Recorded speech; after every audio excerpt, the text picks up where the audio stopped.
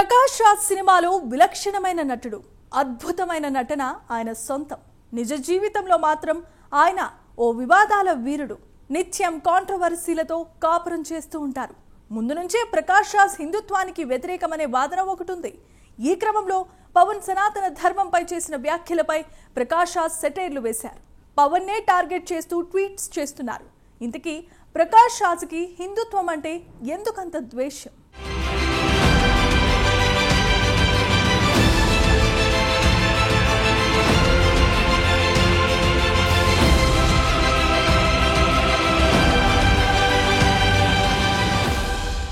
సినిమాలో ప్రకాష్ రాజ్ నటన అంటే ప్రతి ఒక్కరూ ఇష్టపడతారు. అందులో హిందువులు, ముస్లింలు, క్రైస్తవులు అనే తేడా లేదు. కానీ ప్రకాష్ రాజ్ మాత్రం చెత్త మాటలతో హిందువుల మనోభావాలను ఎప్పుడూ దెబ్బతీస్తూనే ఉన్నారు. హిందుత్వం గురించి మాట్లాడితే అదేదో పెద్ద పాపం, ఇతర మతాలపై దాడి అన్నట్టుగా ప్రకాష్ రాజ్ చిత్రీకరించే ప్రయత్నం చేస్తుంటాడు. తాజాగా తిరుపతి లడ్డూ వివాదంలోనూ అదే విధానాన్ని ప్రకాష్ రాజ్ అనుసరించడం హిందువుల ఆగ్రహానికి కారణమవుతోంది. లడ్డూలో కల్తీ నెయ్యి విషయంపై జనసేన అధినేత, ఏపీ ఉప ముఖ్యమంత్రి పవన్ కళ్యాణ్ ట్వీట్ చేశారు. భారతదేశంలోని దేవాలయాలకు సంబంధించిన అన్ని సమస్యలను పరిశీలించేందుకు జాతీయ స్థాయిలో సనాతన ధర్మరక్షణ బోర్డును ఏర్పాటు చేయాల్సిన సమయం ఆసన్నమైందని పవన్ పేర్కొన్నారు. దీనికి ప్రకాష్ రాజ్ స్పందిస్తూ తన హిందుత్వ వ్యతిరేక వాదాన్ని మరోసారి బయటపెట్టుకున్నారు. దీంతో పవన్ కళ్యాణ్ స్ట్రాంగ్ వార్నింగ్ ఇచ్చారు. హిందుత్వం గురించి మాట్లాడేటప్పుడు ప్రకాష్ రాజ్ ఒళ్ళు దగ్గర పెట్టుకుని మాట్లాడు అంటూ వార్నింగ్ ఇచ్చారు.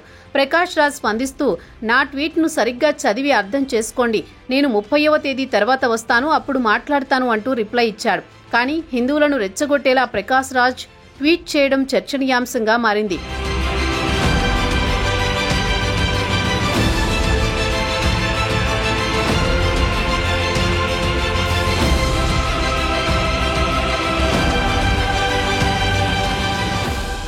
మరోవైపు సత్యం సుందరం చిత్రం ఈవెంట్లో హీరో కార్తీ పాల్గొన్నారు.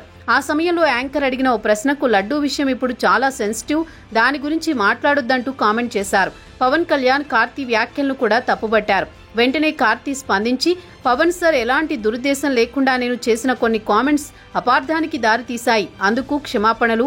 శ్రీ వెంకటేశ్వర స్వామి భక్తుడిగా నాకు మన సంప్రదాయాల పట్ల గౌరవం ఉంది అంటూ ట్వీట్ చేసి వివాదానికి ముగింపు పలికారు. పవన్ అందుకు కార్తీని అభినందించారు. కానీ ప్రకాష్ రాజ్లో మాత్రం హిందుత్వంపై వ్యతిరేకత కట్టలు తెంచుకుంటూనే ఉంది. తనకు సంబంధం లేని పవన్ కార్తీ మ్యాటర్లోకి ప్రకాష్ రాజ్ తలదూర్చడం చర్చనీయాంశంగా మారింది. నీది కాని విషయంలో నువ్వెందుకు తలదూర్చుతావంటూ ఆయనపై ప్రజలు మండిపడుతున్నారు. లడ్డూ వివాదం విషయంలో ప్రకాష్ రాజ్ దూకుడు వెనుక ఎవరు ఉన్నారనే విషయం ఇప్పుడు రాజకీయ వర్గాల్లో చర్చనీయాంశంగా మారింది. ప్రకాష్ రాజ్ జీవితంలోకి ఓసారి తొంగి చూస్తే ఆయన నిత్యం వివాదాలను కోరుకుంటూ ప్రజలను రెచ్చగొట్టడంలో దిట్ట అనే విషయం అర్థమవుతుంది. తద్వారా ప్రతి విషయాన్ని రాజకీయం చేయాలని చూస్తుంటారు. భారతదేశంలో హిందుత్వం గురించి మాట్లాడితే తప్పు చేసినట్లుగా ప్రకాష్ రాజ్ మాటలుంటాయి. బీజేపీపై నిత్యం విమర్శలు చేస్తూ ఉంటారు. గత ఎన్నికల సమయంలో బెంగళూరు సెంట్రల్ నుంచి స్వతంత్ర అభ్యర్థిగా ప్రకాష్ రాజ్ పోటీ చేసి ఘోరంగా ఓడిపోయారు. తొలి నుంచి కూడా అనవసర విషయాల్లో తలదూరుస్తూ మతాల మధ్య విద్వేషాలు రెచ్చగొడుతున్నారన్న విమర్శలు ప్రకాష్ రాజ్ పై ఉన్నాయి. దేశంలో బీజేపీ హిందుత్వం ఉండకూడదు అనే పరిస్థితికి వెళ్లిపోయారని పరిశీలకులు విశ్లేషణలు చేస్తున్నారు.